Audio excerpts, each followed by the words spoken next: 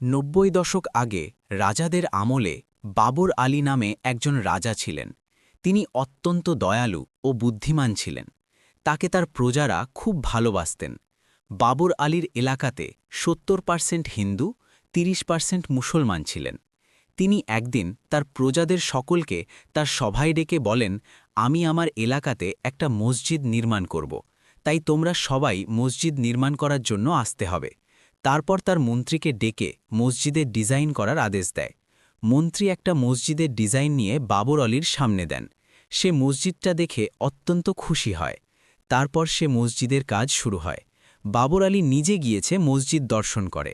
গিয়ে দেখে সেখানে কয়েকজন কাজ করছে, তাই সে রেগে গিয়ে তার মন্ত্রীকে আদেশ দেয় যে তার প্রজাদের যেখানেই পাবে তাকে সেখান থেকেই ধরে নিয়ে আসতে।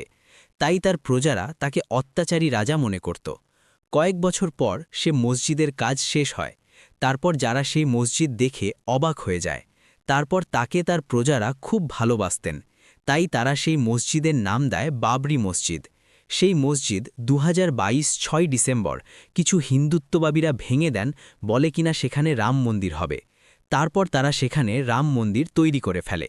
কিন্তু এখন ২০২৫ ৬ ডিসেম্বর মুর্শিদাবাদের বেলডাঙ্গায় নতুন বাবরি মসজিদ নির্মাণের কাজ শুরু হয়। সেখানে হুমায়ুন কবির নামের একজন মুসলিম ব্যক্তি সেই কাজটি শুরু করে।